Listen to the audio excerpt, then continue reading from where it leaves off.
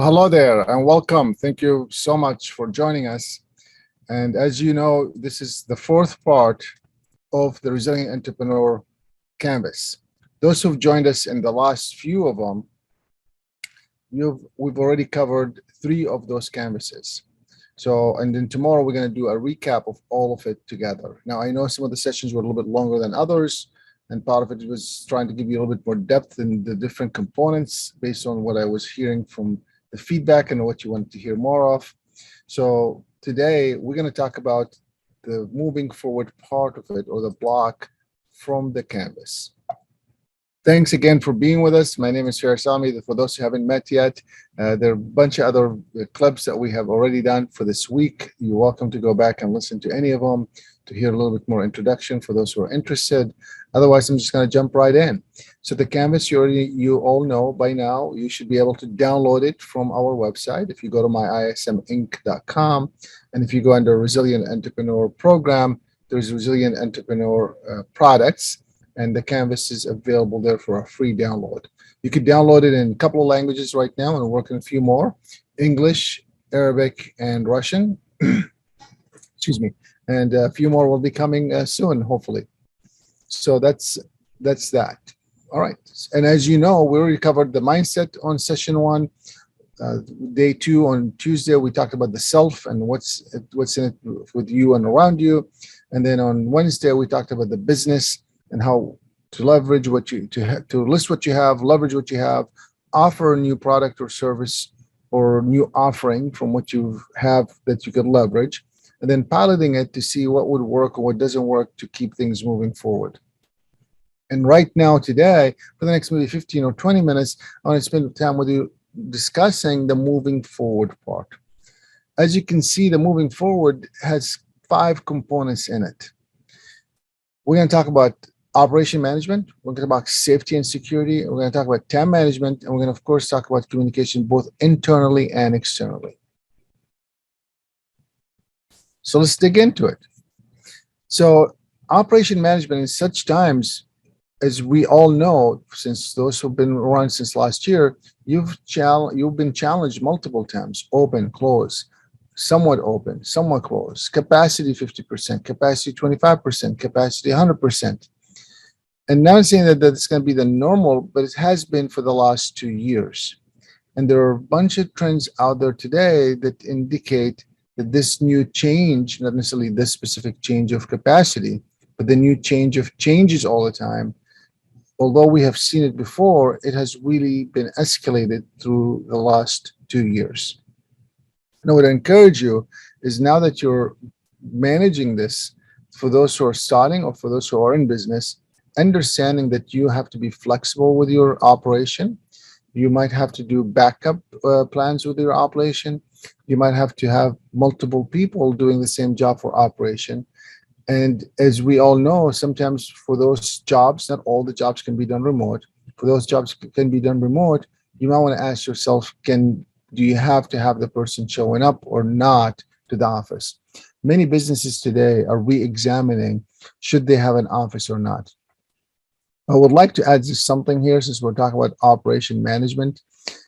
When you decide whether you bring people back to on location or have them work remotely, just know that there is a culture shift that has happened since last year.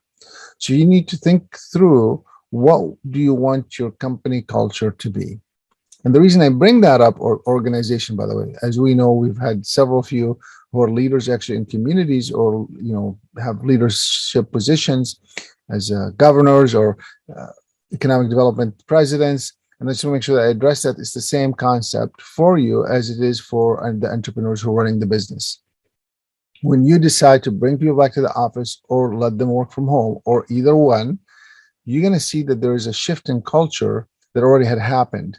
So even when they come back together, there will be those who are comfortable, high-fiving, hugging, or hanging out. And there are those who are going to be uncomfortable and want to still be separated, wearing masks, and everything else in between those two.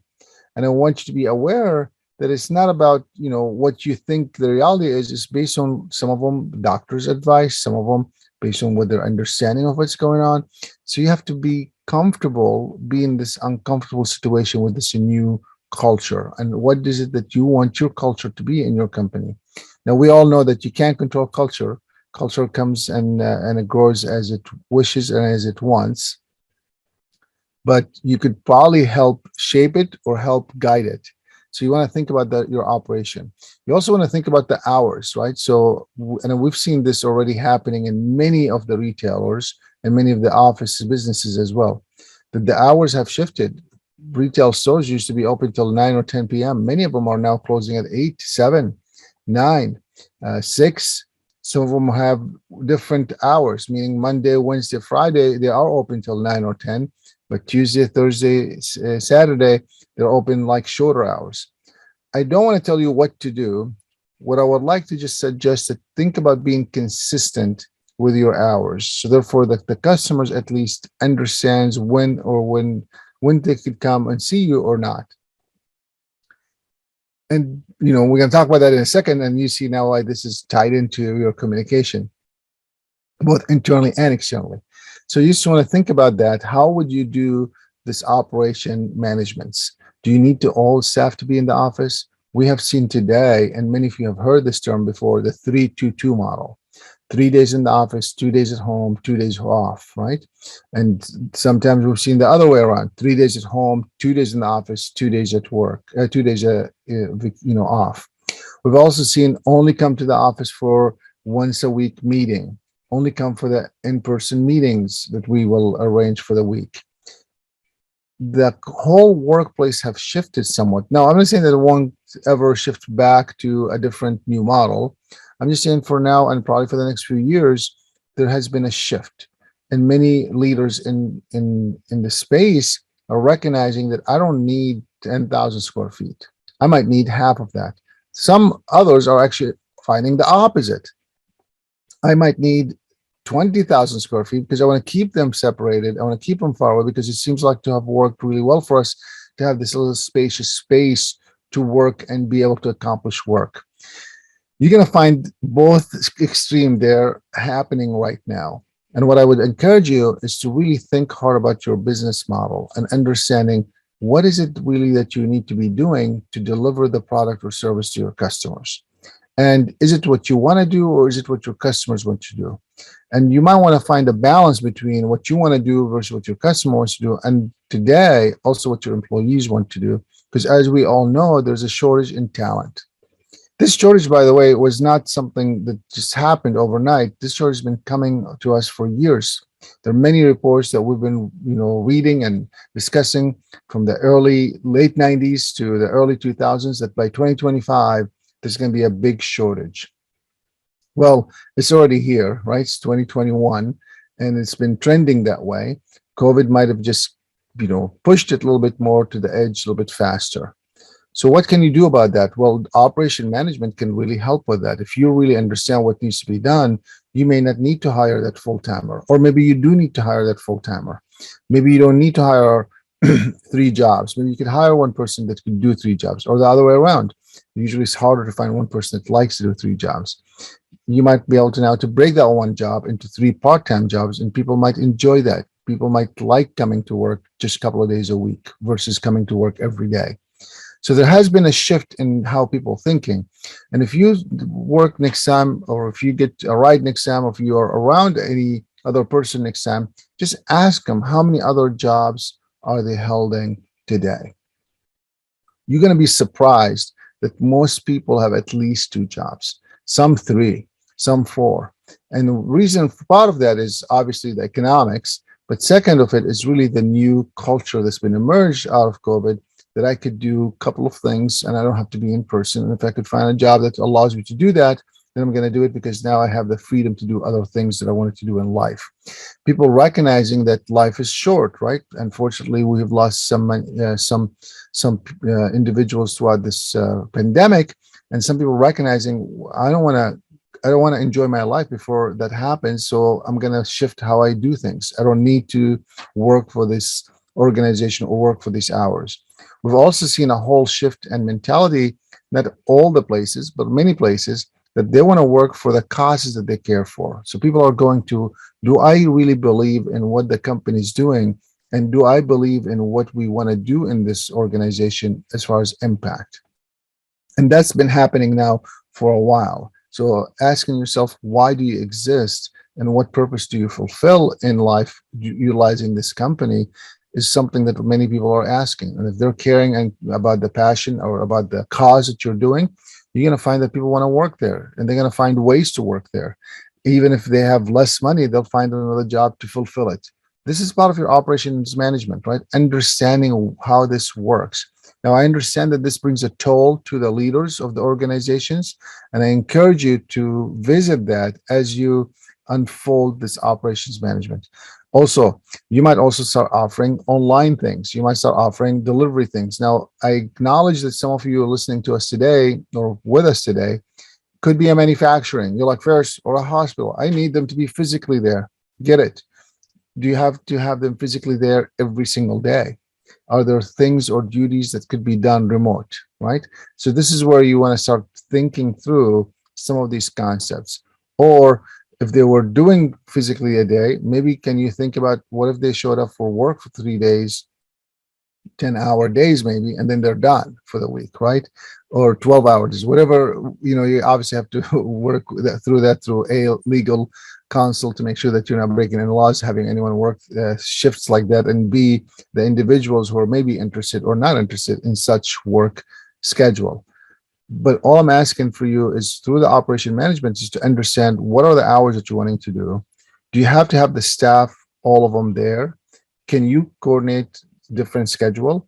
Do you have to have one individual doing this job, or can you have this job or be divided into 3 different jobs, so 3 other people could be hired, and maybe this person could go to part-time if they choose to, or the other way around? Are there 3 jobs that maybe one person likes and enjoy doing that could potentially be a full-timer? That's number one. Number two, I'm going to mention that because we are still somewhat in the pandemic, and although there are signs that we're getting out of it, with many people getting vaccinated and more countries moving forward of reopening their borders, there's still a sense of safety and security. And it's important to make sure that you address that, because, and it's important to know that you need to address that because there will be individuals who are not feeling safe nor secure coming to work or reporting to work or being around other people. And there are those who are going to be safe and secure.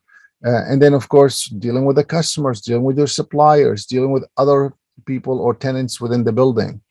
You have to make sure that you're addressing that. So please make sure that you follow any guidelines that you want to follow. We usually recommend just following the CDC guidelines.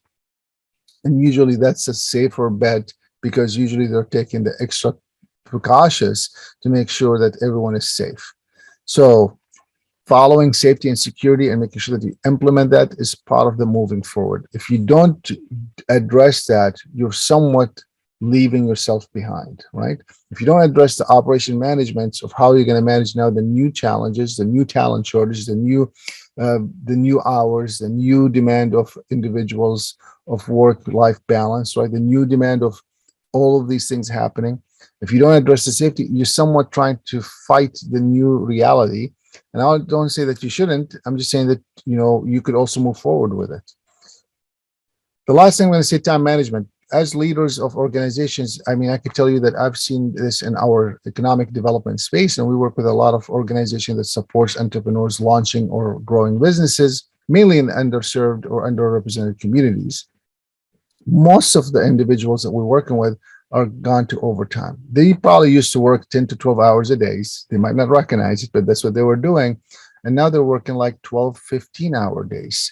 And it's just nonstop, right? Yes, we know that we now will live at work, right? You're working from home and you're just living there. But all for some of us, right? But also managing the time to say, when can I take a break? I call creating some clear space for yourself, right? Mental space that you could think through things. Because right now we're just processing information from one meeting to another, to another, to another. Personally, I went from being able to drive between meetings or being able to fly between meetings or being able to walk between meetings to meeting on top of meeting on top of meeting, not having 1 minute of a break to even run to the restroom. Now, I know that I wasn't the only one. I know that many of the individuals I spoke with had the same challenge. So I encourage you to think about how you manage your time to understand how this time works when you are having such situations. Now, as far as communications, all of these things, again, the operation, the safety, the time management for personal, I'm going to call it clear space for personal time, for personal work, for time management of the staff, right? When should they show up? Do you need two staff at the same time? Or can you live with one? Okay. Do you need one or do you really need two at certain hours? Thinking through that. And then the last thing I'm going to say, you got to make sure that you're communicating this internally and externally. In the past, many of the things could have been done just internally. Today, if you're not showcasing that you're caring about your employees, that you're doing things to make sure that their safety and security is already number one for you. If you're not being clear about your operating hours and people are confused about when are you open, when are you closed, all these things can really affect both internal and external customers. Internal customers meaning your staff, your suppliers, your vendors, right? Your contractors, all of those. And then your external customers, people who are just coming in and out, not really seeing what's going on day-to-day of operations. You got to be able to communicate with them. And I think there's really some good models out there that have done a really good job. We've heard from so many entrepreneurs sharing with us some of their ideas and some of the things that they've done by A, calling customers, B, putting on the flyer that we have, you see it today in many of the restaurants, like a free touch zone, right? Meaning that no one will touch your food except you. We've seen like some pizza places being creative, say from the time it leaves the oven till the time it gets to your hands, the only hand it'll touch is your hands. And you have pictures of showing that it goes into 350 degree oven, so you know that if there was any bacteria is killed, right?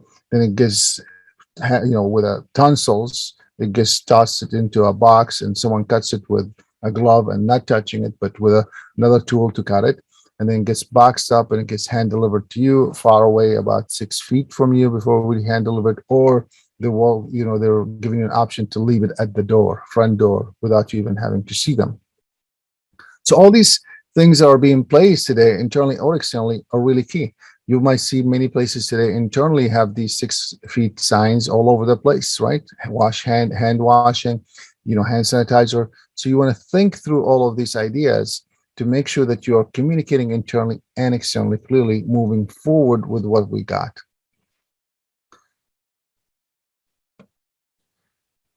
I'm going to wrap it up to say, think about startup versus growth mode. And that's how we talked about that in the day one, and then how you could shift your gears from startup to growth mode or the other way around. It's an opportunity for you to revisit.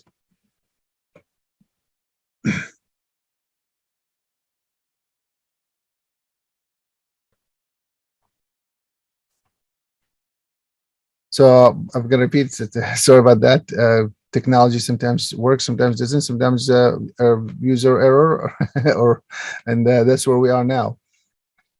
So this, I'm hoping you could hear me. So I'm going to say that startup mode versus growth mode, in case you missed that. So please think about, should you be in a startup mode or a growth mode right now based on what you're doing? And we talked about that in day one. You want to think about what can you do right now with what you have versus what you're going to do tomorrow, because tomorrow's here. And then you want to test and fail as you continue to do things, right? I hope that this framework that we discussed with you the last 4 days, and as we come to closure here, that gives you a new lens of looking at things. I know that you might have already known all this stuff in your head. I'm hoping that this new lens allow you to examine these ideas a little bit stronger and have a process that you could now follow over and over. And I'm hoping some of the details that we shared, as well as the samples or examples of individuals that we used, allows you to reflect back on your business to give you better sense of what you could rethink within your business that you could do, or person or mindset or moving forward ideas. And I hope that you continue to move forward. As you know, we would love to have you join us for more depth and more discussions. We do offer this, as you know, as an introductory option webinar that's live, that I basically facilitate with you within an hour. The only difference would be then what you're seeing here is the interaction of the Q&A and the having the ability to have real discussions about your specific business. We do have a few more other options, which is follow-up calls after the webinar, and then there are of course workbooks that you could also get your hands on that could potentially allow you to work through the things that we discussed here in a structured fashion and a structured manner. And of course, as you already know, we mentioned this on day one only, that you could now join us to the beginner class, which is this program being deployed to you on a weekly basis for 5 to 6 weeks. So every week you'll have a quick assignment that you will have to do, a little bit of discussion, and you move on, or professional where you can get some coaching, or elite where you get a full coaching. I want to say thank you for being with us. Please stay in touch. And of course, we'd love to hear your feedback. Thanks a lot. Have a good day.